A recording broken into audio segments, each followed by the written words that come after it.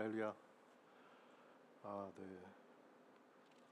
지난주에 많이 더웠다는 소리를 제가 들었는데, 그래서 제가 양복을 꽉 껴입고 왔잖아요. 네. 덥지요. 네. 더운데 그보다 더 뜨거운 열정으로 하나님께 예배하는 우리 웨이윈 채플 모든 지체들을 주님의 이름으로 축복합니다. 뭐 더위 정도야 뭐 이길 수 있잖아요, 아직. 그렇죠? 나는 힘들어. 나는 힘든데. 자, 오늘 이제 저희들이 느헤미야 마지막 말씀을 나눕니다. 우리 지금 계속 이제 느헤미야 이야기를 같이 나누었는데, 저는 참 이 말씀을 나눈 게 뜻깊은 것이, 이 말씀을 나누면서 우리 위빈 채플이 세워져 가는 것을 볼 수 있었던 것이 너무 감사했어요. 그러니까 그냥 우리 힘으로 우리가 가진 것으로 세운 것이 아니라 이 하나님의 말씀을 쫓아서 우리 지체 한 분 한 분이 이 교회를 향한, 또 특별히 이 땅의 우리 청년들을 향한 그런 주님의 마음을 담고 하나님께서 이곳에 우리를 통해 이 귀한 예배 공동체를 세우신 것이라고 믿습니다. 제가 계속 말씀드리지만 여러분, 이 빈자리에 와서 예배할 우리 지체들을 놓고 우리가 계속 기도해야 할 줄 믿습니다. 그래서 정말 하나님께서 우리 위빈 채플을 통해서 이 땅을 바꾸고, 또 특히 이 젊은 세대를 바꿔가는 놀라운 역사들을 우리가 함께 경험했으면 좋겠어요. 우리 이 느헤미야 마지막 이야기는 개혁 관련된 이야기입니다. 이스라엘 백성들이 그냥 성벽을 세운 것에 끝나지 않고 이 하나님의 공동체를 어떻게 세워가며, 또 하나님께서 이 공동체를 어떻게 축복하시는지 저희들이 같이 나누고 있는데, 지난 시간에 같이 나누었던 내용은 11조와 성전 정결에 대한 이야기였고, 이번 주 말씀은 이 안식일 준수 그리고 이방인과의 통혼을 금지했던 이 느헤미야의 개혁 이야기입니다. 자, 우리 말씀을 한번 다시 보지요. 두 가지인데, 첫 번째는 안식일과 관련되는 내용입니다. 자, 15절 말씀부터. 그 무렵 나는 사람들이 유다에서 안식일에 포도주 틀을 밟고 곡식을 들여와 나귀에 싣고 포도주, 포도, 무화과와 그 밖에 온갖 물건을 다 싣고는 안식일에 예루살렘으로 갖고 들어오는 것을 보고 그들에게 그날의 음식을 팔지 말라고 경고했습니다. 예루살렘에는 두로 사람들도 살고 있었는데 그들이 물고기와 온갖 종류의 상품을 갖고 와서 안식일에 예루살렘에서 유다 사람들에게 팔고 있었습니다. 그래서 내가 유다 귀족들을 꾸짖으며 말했습니다. 당신들이 안식일을 모독하다니 이게 가당키나 한 짓이요. 당신들의 조상들도 똑같은 짓을 해서 하나님이 우리와 이 성에 이 모든 재앙을 내리신 게 아니요. 그런데 당신들이 지금 안식일을 더럽히며 이스라엘에 더 큰 진노를 부르고 있어. 나는 안식일 전날 예루살렘 성문들의 어둠이 들이올 때 그 문을 닫고 안식일이 끝날 때까지 열지 말라고 명령했습니다. 또 내 부하들 가운데 몇 사람을 성문들 앞에 세워 안식일에 아무것도 싣고 들어오지 못하게 했습니다. 그러자 온갖 물건을 싣고 온 상인들과 장사꾼들이 예루살렘 성 밖에서 한두 번 밤을 세웠습니다. 내가 그들의 경고하며 말했습니다. 너희가 왜 성 밖에서 밤을 세우는 것이냐? 다시 이렇게 하면 내가 가만두지 않을 것이다. 그 이후 다시는 그들이 안식일에 나타나지 않았습니다. 그러고 나서 나는 레위 사람들에게 자신을 정결하게 하고 성문을 지켜 안식일을 거룩하게 하라고 명령했습니다. 하나님이여, 제가 이렇게 한 것을 기억하시고 주의 큰 사랑을 따라 저를 불쌍히 여기소서. 이 느헤미야 13장에 저희들이 이제 느헤미야와 이 공동체 이 전체 공동체 구성원들이 정말 이 하나님의 공동체, 거룩한 이스라엘 공동체를 다시 이렇게 세워가는 그 과정들을 보고 있는데, 이제 계속 개혁을 하는 내용이지요. 자, 저희들이 지금 이제 11조에 대한 거, 그리고 오늘 이 안식일에 대한 거, 이방인과 통혼하는 것을 금지한 그런 내용들인데, 어떻게 보면 이스라엘 백성들이 지켜야 될 규례가 많잖아요. 뭐 11조만 해도 벌써 10개. 실제로 지금도 유대인들이 지키고 있는 그 규례가 한 625가지 정도 된다고 합니다. 그 중에 이제 사실 이제 몇 개의 규례인 거지요. 자, 그러면 야, 이런 것만 지키면 되느냐? 지금 이스라엘 백성들이 개혁하고자 했던 것, 이 귀한 공동체가 개혁하고자 했던 것은 그냥 단순히 몇 개의 규범을 지키자 이런 게 아니에요. 율법주의 함정이 있지요. 율법을 지켜야 하나님의 백성이 된다. 이게 율법주의가 가르치는 가르침이죠. 너 하나님 말씀하신 명하신 그 율법을 다 지켜야 그래야 하나님한테 하나님의 백성으로 인정받을 수 있어. 그래서 얼마나 열심히 지금도 유대인들이 그 율법을 지키려고 합니까? 자, 근데 반대지요. 우리가 하나님께서 세상 가운데서 부르신 하나님의 백성들이기 때문에 그 삶의 기준이 되는, 우리 신앙의 기준이 되는 그 율법과 규례가 필요한 거예요. 그래서 우리가 뭘 봐야 되냐면 이들이 어떤 규례를 지키려고 했느냐가 아니라 왜 이런 규례를 지키려고 했느냐입니다. 그런 관점에서 제가 11조와 관련된 이야기도 드렸고 오늘 본문에 이 안식일 규례에 대한 내용을 저희가 살펴보는 거예요. 자, 11조 규례와 함께 안식일 규례를 이 백성들이 지키기로 지금 23장 말씀에서 결단한 게 아니고요. 이미 그들이 하나님 말씀 앞에 서서 회개하면서 우리가 하나님 11조 드리겠습니다. 안식일을 지키겠습니다. 그렇게 결단을 했어요. 그런데 이제 느헤미야가 이 때문에 이제 자리를 비웠습니다. 이제 뭐 이 보고할 내용이 있어서 다시 이제 자리를 잠깐 비운 사이에 그 맹세를 깨뜨리고 이 안식일에 일을 하거나 이 장사를 하는 사람들이 있었던 거예요. 우리도 그러잖아요. 말씀을 듣고 막 이렇게 기도하면서 여러분 결단하지 않습니까? 올해 초에 막 올해는 정말 하나님의 자녀답게 내가 살아야지. 그러면서 내가 이거는 내가 하나님께 정말 어떻게 보면 결단하고 지키기로 여러분들이 결심한 것이 있을 텐데 결단은 할 수 있어요, 그죠? 누구나 할 수 있습니다. 근데 지키는 게 어렵지요. 우리가 이게 마음은 알겠어요. 그 정말 우리가 그렇게 살고 싶은 그런 결단을 하는 거 아는데 쉽지 않더라는 거죠. 우리도 보면 그렇잖아요.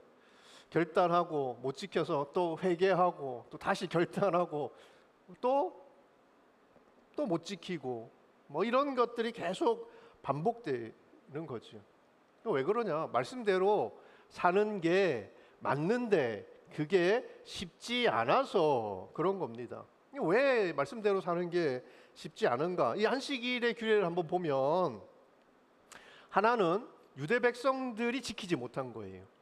유대 백성들 때문에 생긴 일이고 또 하나는 이방인들 때문에 생긴 겁니다. 장사하러 들어오는 사람들이 있었던 거죠. 이방인들은 뭐 안식일 규례 아무 상관없는 사람이잖아요. 근데 이 사람들과 뭐 이제 자급자족하는 게 아니니까 이 사람들과 뭐 물건을 교환하던가 뭘 사던가 하려면 이제 그게 이 이방인들이 이제 안식일에도 와서 그걸 하니까 뭐 이게 안 되는 거죠. 하나는 유대 백성, 하나는 이방인. 무슨 얘기냐 하면 하나님 백성답게 살지 못하게 하는 것들이 내 안에도 있고요, 내 밖에도 있다는 거예요. 그러니까 나만 잘하면 되지 이것도 아닌 거고요. 네가 잘해야지, 네가 문제지 라고 핑계만 댈 수도 없다는 겁니다. 하나님의 백성답게 사는 문제는 나도 변해야 되고요, 너도 변해야 가능한 거예요. 뭐 우리가 세상을 등지고 살 수 없잖아요. 세상 속에서 계속 관계 속에서 살아가게 되는데 나만 그냥 나라도 나나 잘하자 이런 게 아니라 다 변해야 된다는 거예요. 자, 그런데 느헤미야가 먼저 어떻게 하냐면 이 안식일 규례를 어겼던 귀족들을 막 책망을 합니다. 니들이 왜 이런 거냐? 귀족들을 책망해요. 자, 그러니까 먼저 뭘 바꾸려고 했다는 거예요?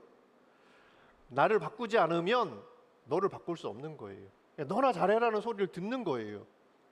우리가 먼저 하나님의 백성답게 하나님의 말씀을 쫓아서 살지 않으면 너에게 이야기할 수 없다는 거죠. 먼저 내가 변해야 된다는 겁니다. 자, 어떻게 하는가? 느헤미야가요, 그 잘못된 걸 봤어요.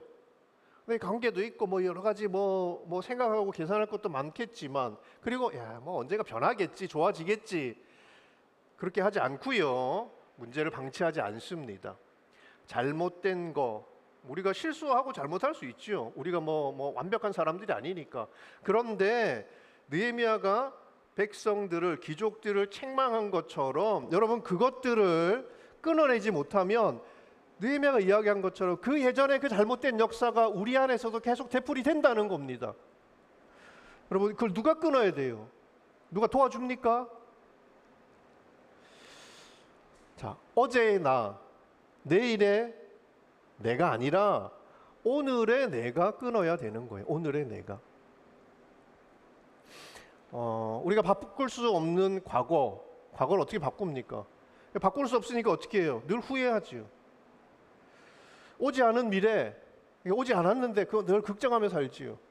여러분, 바꿀 수 없는 과거를 후회만 하거나, 여러분 오지도 않은 미래를 걱정만 하고 살고 있으면 우리 인생에 아무 일도 일어나지 않습니다. 아무 일도 일어나지 않아요. 바뀌어야지, 바뀌는 게 맞지, 모르는 게 아니라 그냥 아무 일도 일어나지 않는다고요. 후회하고 걱정한다고 해서. 여러분, 그렇게 사는 오늘의 내가 만나게 될 내일의 내 모습을 생각해 보세요. 아무것도 변한 게 없는데 내가 만날 내일의 내가 과거의 나와 다를 게 있습니까? 여러분, 잘못된 과거, 그것을 끊어내고 변화의 시작이 되는 오늘, 그거는 여러분들의 몫이에요. 여러분들의 몫이에요. 미루지 마세요. 하나님께서 말씀하실 때, 그때 여러분들에게 하나님께서 은혜를 더해 주실 때, 그때 내 마음 가운데 일어나야겠다고 생각할 그때 여러분 결단하고 끊어내야 합니다. 네. 말씀을 듣는 지금 돌이키고 말씀대로 살아갈 수 있기를 축복합니다. 자, 내가 끊어내야 된다. 지금 끊어내야 된다는 거고요. 자, 그러면 오늘의 내가 어떻게 변해야 되는가, 뭐가 변해야 되는가 생각을 해보면, 자, 안식일에 일을 하고 장사했던 이유가 뭡니까? 이게 생계가 달린 문제지요. 현실적인 문제가 겹쳐 있단 말이에요. 누가 뭐 안식일에 규례 지켜야 되는 줄 몰라서 지금 이러고 있느냐? 이 목구멍이 포도청이니까 그랬던 거죠. 그리고 먹고 사는 문제 중요합니다. 안 먹고 못 살잖아요. 그러면 잘 먹진 않지만 먹어야 되잖아요. 우리는 열심히 살고 부지런히 사는 것, 여러분 그렇게 살아야 되지. 그런데 여러분 안식일을 지키라고 명하신 이유가 뭐겠어요? 먹고 사는 문제 중요하고 필요한 것이지만 그게 우리가 지금 이 땅을 사는 이유가 될 수는 없기 때문이에요. 삶을 위해서, 여러분들을 위해서 먹고 사는 일들이 필요한 거지, 그것 때문에 여러분의 인생을, 이 귀한 인생을, 이 귀한 청춘을 갈아넣을 수 없다는 거지요. 자, 마태복음 말씀을 보겠습니다. 6장 25절. 자, 같이 읽겠습니다. 시작.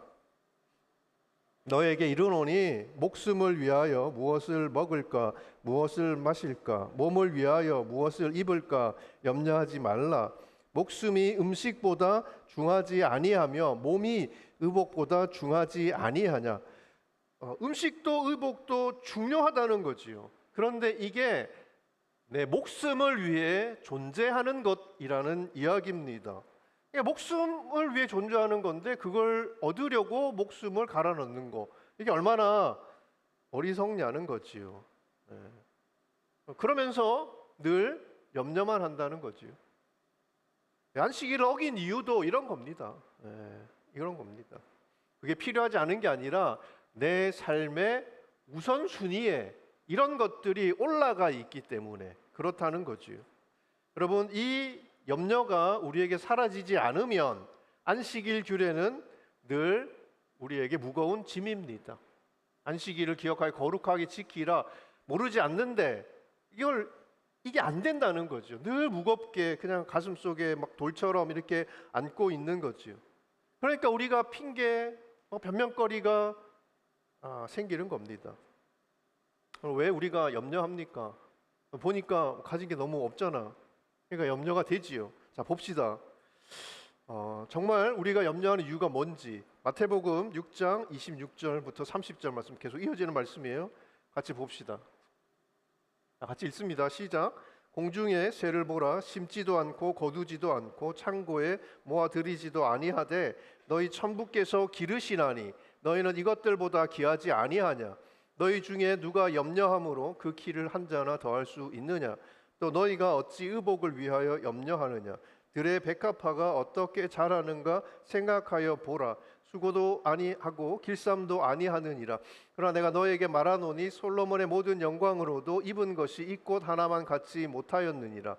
오늘 있다가 내일 아궁이에 던지우는 들풀도 하나님께서 이렇게 입히시거든 하물며 너희일까 보냐. 자, 그다음 중요해요. 믿음이 적은 자들아. 우리가 가진 게 없어서 염려할 게 너무 많아서 그렇게 늘 걱정만 하는 게 아니라 염려하는 이유가 뭐냐 하면 믿음이 없어서 그렇다는 거예요.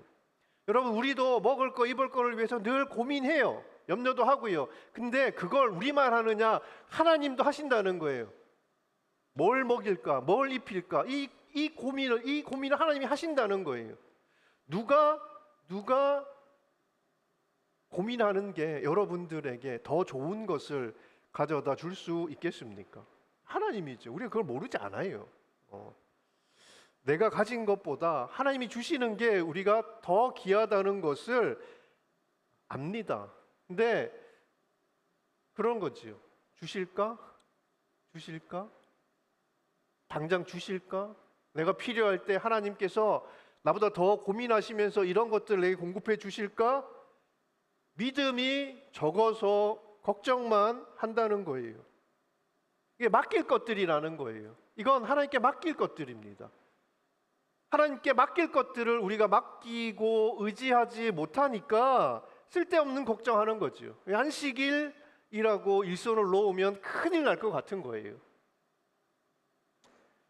여러분, 율법을 그 계명을 지키는 자가 믿음 좋은 사람이 아니고요. 믿음 없이는 결코 지킬 수 없는 것이 하나님 명하신 계명이고 율법입니다. 여러분, 하나님 명하신 모든 율법 규례 11조 드리고 안식일 지키라 이런 명령은요, 그냥 한마디로 이야기하면 믿음으로 살라는 거예요. 너의 인생을 나에게 맡기고 믿음으로 살아가라는 겁니다. 그런 의미에서 이스라엘이 왜 실패했냐? 믿음에 실패한 거예요. 믿음에. 그 과거의 역사의 실패가 믿음의 실패였기 때문에 느헤미야가 이스라엘 백성들과 함께 개혁하고자 했던 것이 이제부터는 우리는 믿음을 쫓아서 살아가자. 안식일 우리도 먹어야 되고 우리도 입어야 되고 우리도 뭔가 일을 해야 되고 뭔가 안 하면 안 될 것 같지만 그 나를 하나님께 맡기자. 우리의 염려를 하나님께 맡기자. 그게 이스라엘 백성들이 함께 쫓아가고자 했던 거죠. 믿음을 쫓아가는 거지요. 여러분, 오늘날 우리 성도들이요, 이 안식일 규례를 주일 성수, 이거 어디서 나온 말인지 모르겠는데 주일 성수라는 말과 연결해서 이해를 합니다. 그럼 여러분, 어떤 사람은요, 주일날 예배 드리는 게 안식일을 지키는 거, 주일을 성수하는 걸로 이해를 해요. 그리고 어떤 사람은요, 일 안 하고 돈 안 쓰고 놀러 안 가고 그런 것을 주의를 지키는 거라고 생각하는 사람들도 있어요. 그러면서 서로에게 막 네 너무 율법적이다, 네 너무 자유주의다 이렇게 서로 막 이렇게 비난하고 그렇게 하지요. 그럼 어떻게 하는 것이 제대로 주의를 지키는 것이냐? 우리가 그런 고민을 하는데 그냥 매일의 삶을 하나님께 맡기고 믿음으로 사는 사람이야말로 우리에게 주신 날들을 주님의 날로 살 수 있는 거예요. 주일을 그런 사람들이 지킬 수 있는 거예요. 마태복음 6장 33절 말씀 보겠습니다. 그런즉 너희는 먼저 그의 나라와 그의 의를 구하라. 그리하면 이 모든 것을 너희에게 더하시리라. 하나님의 백성은요, 가진 것에서 시작하지 않고 믿음에서 시작합니다. 하나님에게서 시작하는 거예요. 우리도 많이 계산하지요. 제가 오늘 그 1부, 2부 예배 때 그 라반과 야곱 이야기를 잠깐 드렸는데, 라반과 야곱이 창세기에 보면 그 재산을 가지고 다투잖아요. 어떻게 보면 누가 유리했냐? 라반이 훨씬 유리했어요. 예, 조건도 라반이 훨씬 좋았어. 계산도 다 했고요. 어떻게 보면 인간적으로 볼 때 참 지혜롭게 야곱과 딜을 했지요. 근데 결론은 야곱이 이기지요. 그럼 그 왜 그러냐 하면 라반이 잘했어. 잘 생각도 하고 계산도 하고 뭐 이렇게 꾀도 내고 지혜롭게 한 것 같은데, 이 라반의 계산에 없었던 게 하나가 있어요. 하나님이 그 계산에 없었던 거예요. 야곱은 그 계산에 하나님만 있었어요. 이 둘이 싸웠더니 우리가 볼 때 라반이 훨씬 더 좋은 조건인데 결국 야곱이 이깁니다. 그러니까 이 믿음으로 시작하는 게 모험 같아 보이지만, 여러분, 이게 우리가 이 땅을 가장 안전하게, 그리고 가장 복되게 살 수 있는 길이에요. 하나님이 그러니까 우리에게 그 길을 쫓아가라고 이야기하는 거 아니겠습니까? 자녀가 잘못되라고 믿음을 쫓아 살라고 이야기하지 않거든요. 하나님 우리에게 보여주시는 길이 믿음의 길이라면 그 길이 가장 좋은 길이다. 매일매일 말씀을 만나고 그 말씀을 믿음을 따라서 순종하며 살아갈 수 있기를 축복합니다. 믿음으로 살면 구하는 게 달라져요. 먼저 그의 나라와 그의 의를 구하라. 여러분, 우리에게 필요한 것들도 하나님께 일용할 양식 구해야 하지만, 그런데 먼저 우리가 구하는 것이 달라진다. 우리의 기도가 달라진다고. 우리의 삶이 달라진다고요. 하나님께서 우리 인생 가운데 행하시는 일들이 달라진다고요. 여러분, 어제와 다른 오늘을 살아갈 수 있기를 축복합니다. 이 믿음의 산을 넘어갈 수 있기를 축복합니다. 하나님의 손을 붙들고 걸어가는 하나님의 사람들이기를 축복해요. 자, 안식일 규례와 관련해서 먼저 유대인들을 책망했지요. 그 다음에 성문을 닫아버려요. 그리고 상인들, 장사치들 출입을 금합니다. 못 들어오게 막아버리는 거지요. 여러분, 내가 믿음의 사람으로 살면서 구하는 게 달라진다고 해서 세상이 달라지는 건 아니에요. 여러분, 내가 뭐 구원받았다고 해서 세상이 달라집니까? 갑자기 내 친구들이 나를 막 이게 교회 다니는 그런 사람으로 막 인정해주고 믿음을 칭찬해주고 그래요? 안 그러지요. 그냥 내가 달라진 거예요. 내가 달라진 거예요. 세상은 아무런 변화도 없지요. 믿음을 붙들려고 우리가 성문을 굳게 닫고 마음을 굳게 붙잡아도 성 밖에 도살인 채 문을 열어달라고, 나오라고, 거기 있지 말고 나오라고, 이게 더 좋은 거라고, 그렇게 미혹하는 세상 속에서 살아가지요. 그럴 때마다 이제 우리가 흔들리는 거예요. 내 마음 굳게 잡고 나 혼자 잘 살면 될 것 같은데 자꾸 옆에서 흔드는 거라. 흔드는데 힘도 세. 힘세게 막 흔들어. 자꾸 우리도 흔드는 거지. 그래서 믿음으로 사는 게 생각만큼 쉽지 않아요. 여러분, 어제까지 같이 거래하고 손잡고 같이 살았던 사람인데 이 믿음이 뭐라고 이 사람들하고 갑자기 막 이렇게 인연을 끊고 그렇게 살아야 됩니까? 그래서 우리는 이제 좀 같이 살 수 있는 대안을 찾아보려고 하지요. 뭔가 서로 타협할 수 있는 것들을 찾아보려고 합니다. 그러면서 우리가 이 거센 타협의 물결에 휩쓸려 가는 거예요. 여러분, 선택지에 타협, 중간지대, 이게 없다는 게 참 딜레마지. 이게 둘 중에 하나예요. 내가 바뀌던가 너를 바꾸든가. 그냥 어떻게 해야 됩니까? 너를 바꿔야 되잖아요. 너를 바꿔야 되잖아요. 네. 힘으로 바꿀 수는 없지만 여러분, 때로는 불편하고 손해보는 것이라 할지라도 내가 그리스도인이라는 사실을 숨기면 안 돼요. 여기는 아주 나이스한 그리스도인으로 내가 예배 드리는데 세상에 나가서는 이게 잘 드러내려고 하지 않는 거지. 제가 예전에 그 빛과 소금 아주 오래됐어요. 그때 여름에 이 휴가철에 그때 빛과 소금 그 여러 가지 이제 있는 그 책의 주제가 뭐인 줄 압니까? 나는 휴가 때 크리스찬이고 싶지 않다. 나는 회사에서는 크리스찬이고 싶지 않다. 알지요? 내가 회사에서 크리스찬이라는 것을 내가 드러내는 순간 내 인생이 참 피곤해진다는 걸 내가 알아요. 그 관계가 얼마나 불편해질지를 내가 알아요. 그래서 그냥 좋은 게 좋은 거지 뭐 하는 거지.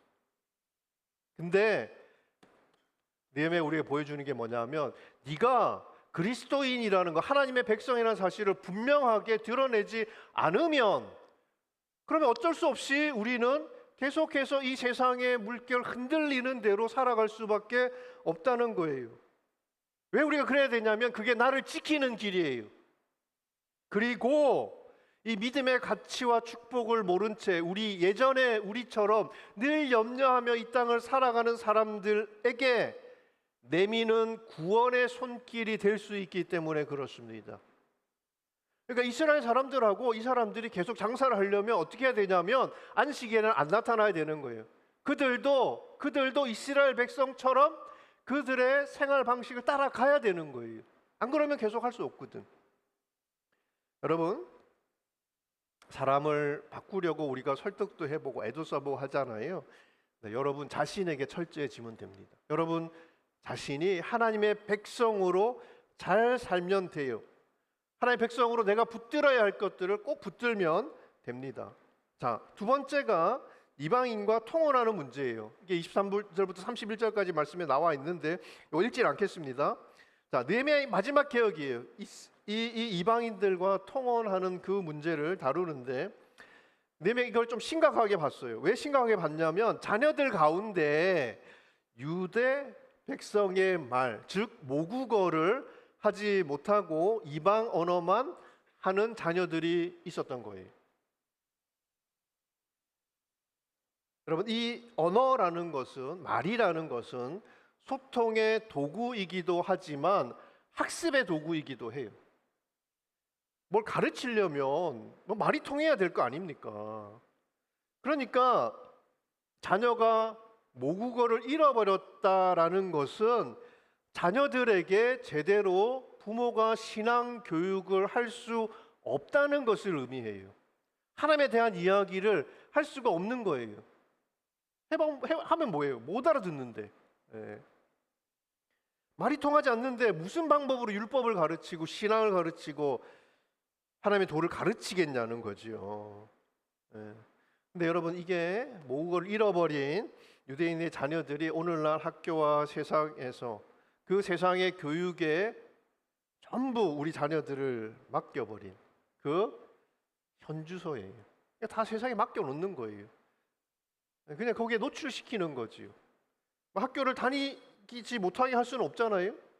그런데 여러분도 부모가 될 텐데 가정과 교회에서요 자녀들에게 말씀과 올바른 신앙을 가르쳐야 합니다. 쉽지 않아요. 쉽지 않습니다. 제가 그 상해에 있을 때, 상해 온누리교회를 섬길 때, 중국은 이제 공산국가잖아요. 그래서 이제 막 이렇게 휴일을 그 지정해서 이렇게 쉴 때가 있어요. 근데 얘들은 꼭 주일 막 이렇게 주중에 이제 막 이렇게 휴일이 있으면 그걸 대체해서 애들 학교를 나가야 되는 날이 주일이에요. 그냥 꼭 주일날 나오래.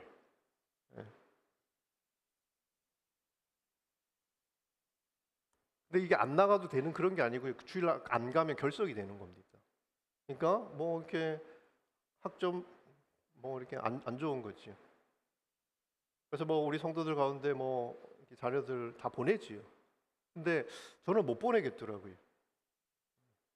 그냥 내가 목사라서 못 보낸 게 아니라, 그러니까 아이에게 이런 거를 희생하고도 그냥 그리스도인으로 살 수 있어. 이렇게 하나씩 둘씩 희생하기 시작하면 다 내주는 거예요. 그냥 주일날 학교 오라 그러면 우리 애는 그냥 교회 갔어요. 이게 부모의 책임입니다. 어떤 길을 갈 것이냐, 어떻게 가르칠 것이냐, 뭘 쫓아갈 수 있도록 가르칠 것이냐 해야 된다는 거예요. 느헤미야가 그래서 이방인과 결혼했던 자들을 어떻게 다루느냐 말씀을 보면 책망하고 이게 오케이 저주 좀 심한데 때리고 머리를 뽑기까지 했다. 이건 좀 너무 심한 거 아닙니까?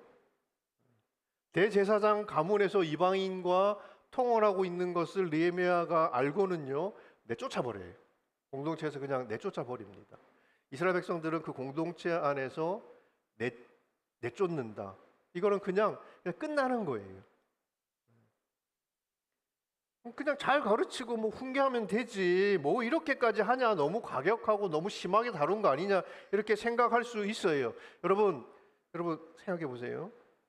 우리는 이 조치가 너무 이렇게까지 해야 되나, 이거 너무 심한 거 아니냐 이렇게 생각할 수 있는데 느헤미야가 이렇게 다룬 거는 느헤미야가 볼 때 이게 그만큼 심각한 문제라는 거예요. 심각한 문제.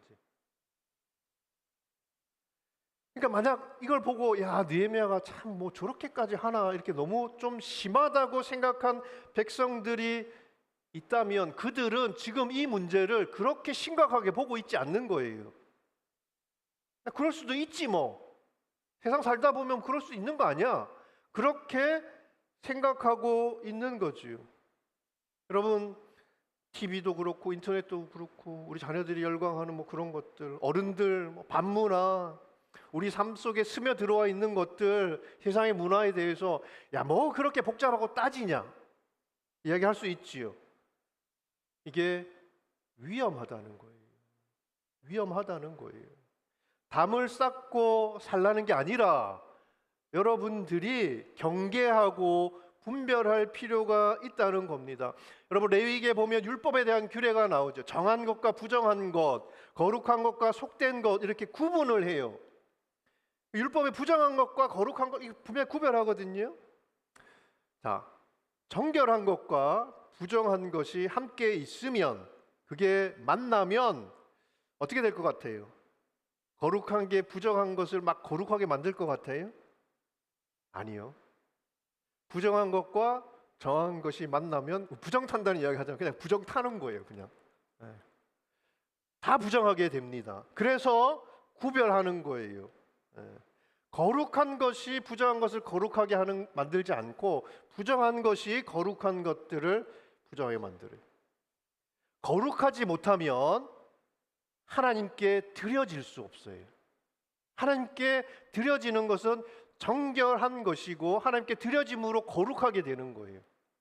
그러니까 이거는 같이 두면 안 되는 거예요. 그러니까 우리가 세상 속에서 거룩한 그리스도인으로 살지 못하게 하는 것들이 있어요. 그거를 뭐 그렇게까지 하냐, 여러분 불쌍히 여길 것이 아니라 떼어내고 잘라내야 한다는 거예요. 그런 것들이 하나하나 우리를 하나님으로부터 멀어지게 만든다는 겁니다.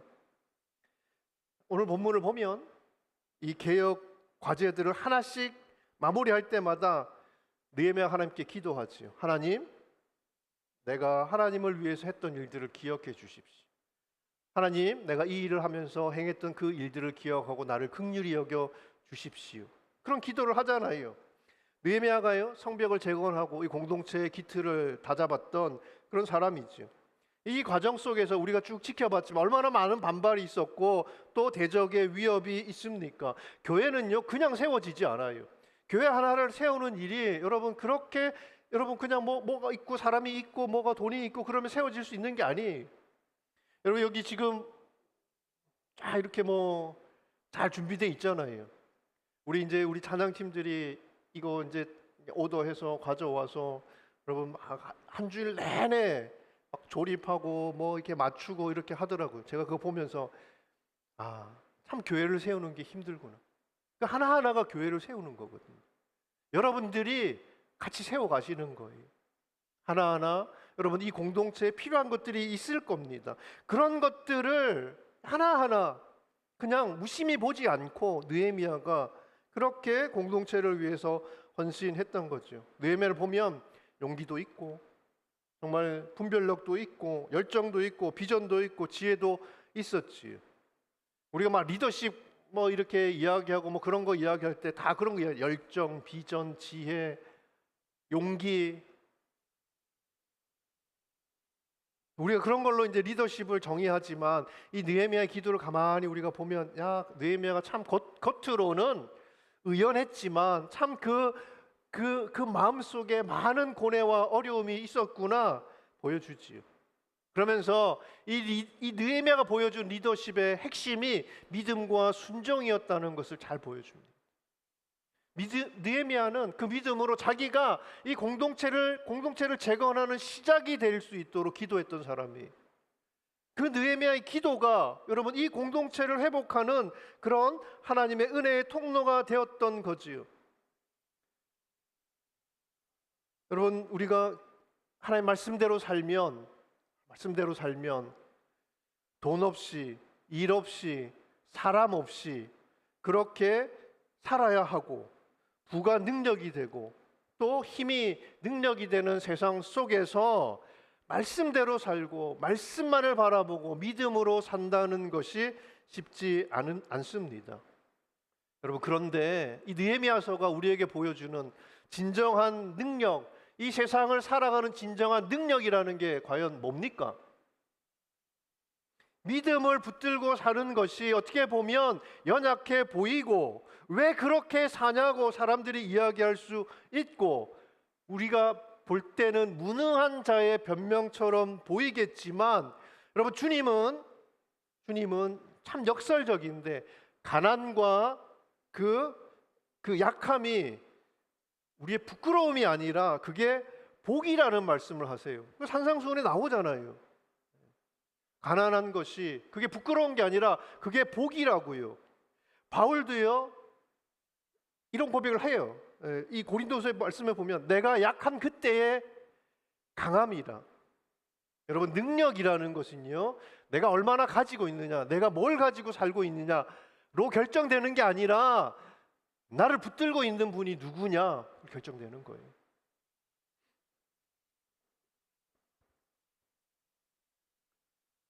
여러분, 어릴 때 막 이 동네에서 친구들하고 싸워본 적 있어요? 곱게 컸구나. 곱게 잘 자랐네. 저는 이제 어릴 때 이 동네에서 막 그냥 옆집 애들이랑 저희도 이제 남동생이 있거든요. 편 먹고 많이 싸웠어요. 막 싸울 때 누가 이기는 줄 아십니까?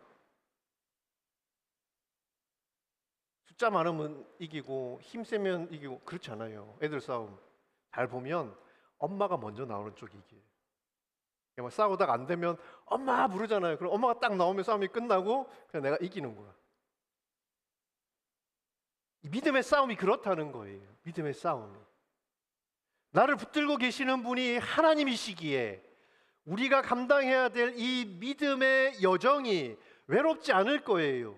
그리고 지지 않을 거예요. 승리가 정해져 있는 싸움이고, 우리는 뭐 하는 거냐? 그 승리를 하나님과 함께 매일매일 삶 속에서 확인하는 겁니다. 나는 작아요. 하나님은 작지 않아요. 크고 위대하십니다. 나는 가난하지요. 하나님은 가난하지 않아요. 믿음은 작은 나, 가난한 내가 아니라 크신 하나님, 부여하신 하나님께 붙들려 사는 거예요. 아버지가 부자인데 왜 여러분들 가난하게 삽니까? 아버지가 능력이 있는데 왜 이 세상에 허리를 굽히고 그렇게 살 이유가 없잖아요. 그러니까 이 믿음이라는 것이 세상 사람들이 볼 때는 무능한 자의 변명처럼 보이지만, 오늘 설교 제목처럼 Power of Powerlessness, 무능력의 능력인 거예요. 참 능력인 거예요. 믿음의 리더였음을 보여주는 이 느헤미야의 기도를 보면 왜 세상이 그를 이길 수 없었는지, 왜 그가 기도한 것을 그의 삶 속에 이룰 수 있었는지 우리에게 잘 보여주는 사람이지. 여러분, 느헤미야의 기도 여러분 잘 보면 하나님 나를 축복해 주세요, 하나님 나를 불쌍히 여겨 주세요, 하나님 나를 은혜 내려 주세요 이야기하잖아요. 어떻게 보면 되게 이기적인 기도처럼 보이지 않습니까? 하나님 나를 축복해 주세요. 내가 한 일을 기억해 주세요. 내가 하나님의 나라와 하나님을 위해서 했던 그 일들을 잊지 말고 기억하시고 나를 복 주시고 형통하게 해 주세요. 그걸 기도하잖아요. 여러분 그렇게 기도하세요. 기도하세요. 내가 복의 사람이 되어야 여러분들에게 맡기신 모든 것이 복이 됩니다. 내가 복의 사람이 되어야 나와 함께하는 사람에게 여러분 하나님의 그 은혜와 축복을 나눌 수 있는 거예요. 내 삶이 거지 같고 누가 봐도 여러분 정말 불행해 보이는데 여러분 내 친구들 손잡고 예배의 자리로 하나님 앞으로 우리가 데려갈 수 있겠습니까? 여러분들이 잘 되기를 축복합니다. 나만 축복하는 것 같아. 기도하시라고요. 이기적인 기도가 아니라 하나님의 나라를 위한 기도예요. 여러분 한 사람 한 사람이 하나님 안에서 하나님의 능력으로 늘 복된 하나님의 사람들이 될 수 있기를 축복합니다. 느헤미야와 같이 자신을 축복할 수 있는, 바울이 이야기하잖아요. 너희는 나와 같기를 바란다. 제가 여러분 이제 나이들이 좀 드셨지만 그래도 제가 좀 나이를 좀 먹고 여러분들이 앞으로 지나갈 길을 좀 걸어온 사람 아닙니까? 제가 완벽한 사람은 아니지만 우리 성도들과도 또 여러분과도 제가 함께 걸으면서 하나님의 손을 잡고 믿음으로 여기까지 온 것인데, 저는 여러분들이 그 믿음으로 여러분들이 누릴 수 있는 그 축복을 여러분들이 누릴 수 있기를 축복합니다. 보여주고 싶어요. 함께 그 길을 가고 싶어요. 여러분, 세상을 넉넉히 이기는 그 무능력의 능력, 그 믿음의 길을 걸어갈 수 있기를 축복하고, 여러분들 가는 곳마다 여러분 때문에 그 땅이 복을 받고 사람이 복을 받고 여러분들이 하는 일들이 복을 받기를 축복합니다. 넉넉하게 하나님께서 여러분들을 통해서 하나님의 일들을 행하실 거예요. 복의 사람으로 여러분 이 땅을 축복하는 그런 귀한 예배 공동체 우리 함께 세워갈 수 있기를 소망합니다. 우리 같이 한번 기도할게요.